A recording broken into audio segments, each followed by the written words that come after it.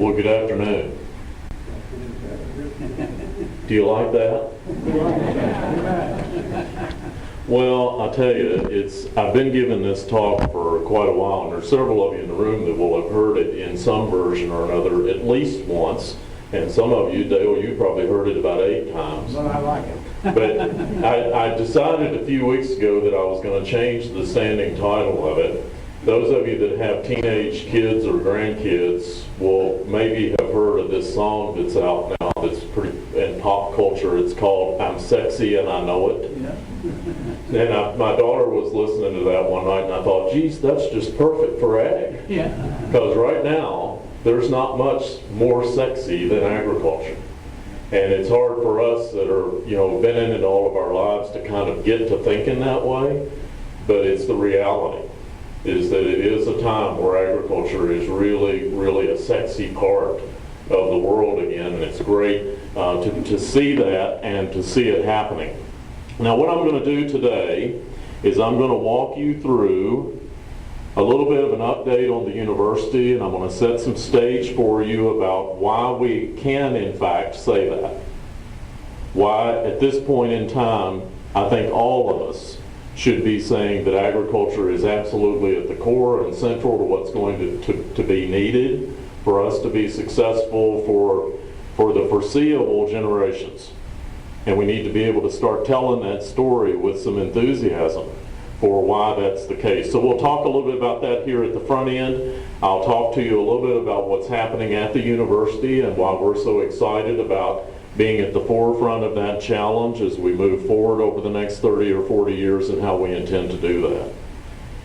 Now, most of you have heard me start talks with these few slides, and I do it intentionally, especially this year, because 2012 marks the 150th anniversary of the Morrill Act and of the establishment of the U.S. Department of Agriculture and the laying down of the Transcontinental Railroad and the Homestead Act. All of those things happened under Abraham Lincoln's leadership during the Civil War. And I'm kind of a Civil War historian. I grew up in Virginia. I grew up in the seedbed of the Civil War, so to speak. And we learned a lot about it growing up.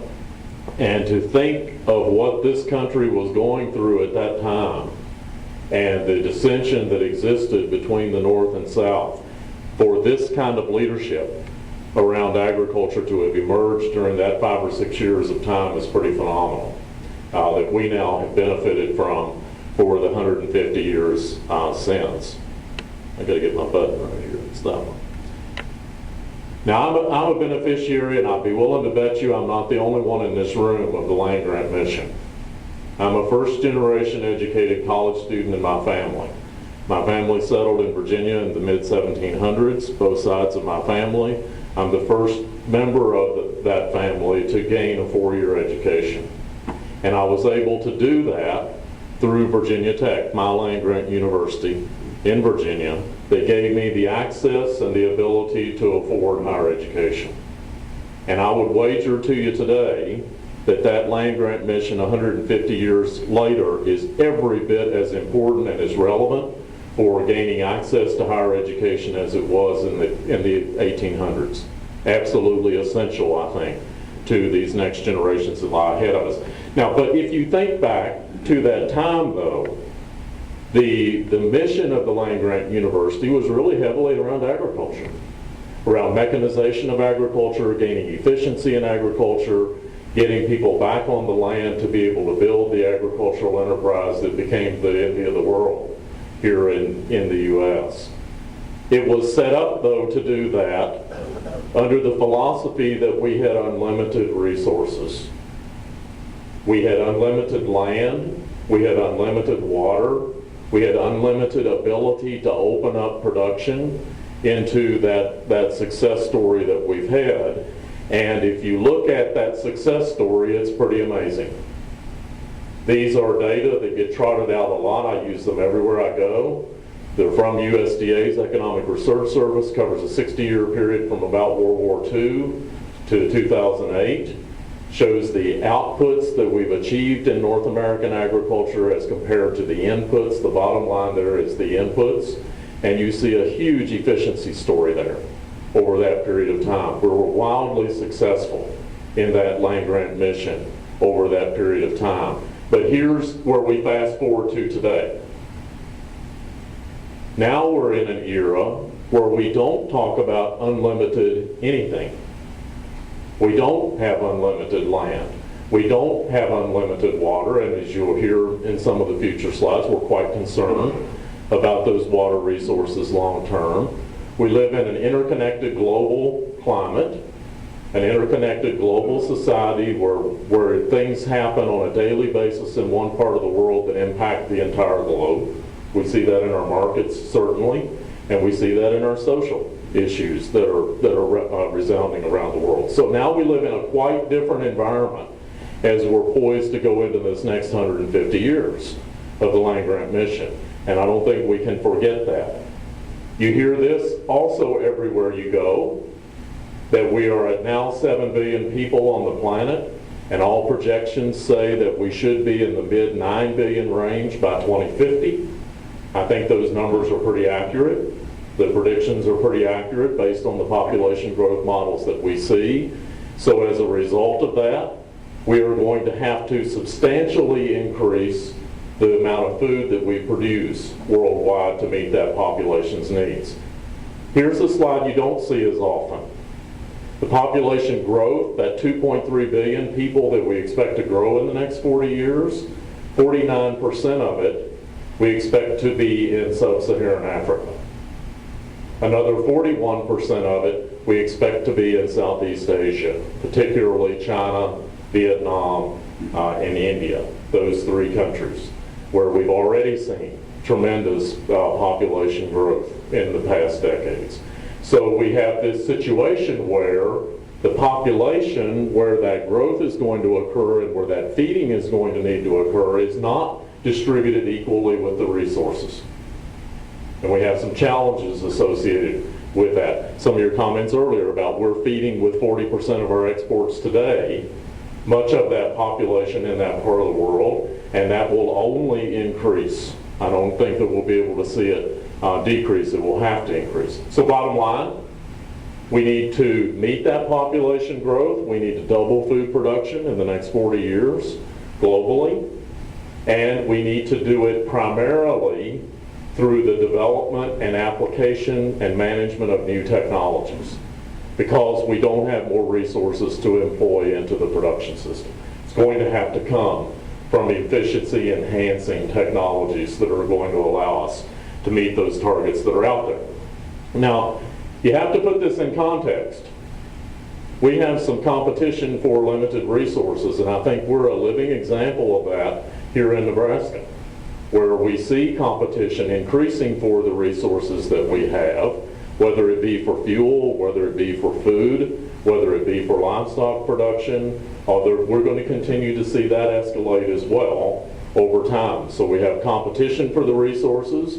We also know that the people aren't matched up to where those resources are, as I showed in one previous slide. This particular slide shows amount of arable land per person in various regions of the world. And what you'll see pretty immediately is that bottom line in Asia, where the number of people far outweigh the number of land resources that are available to support those people. And as a result, we see economies like China buying up resources around the world in order to provide some sense of food security for their population that they have and they expect to continue to grow. So we have a people out of whack with land resource issue around the world, so to speak. And as you see, South America and North America are two of the regions that are going to provide some of that counterbalancing, if you will, of food security for other regions of the world. This is water.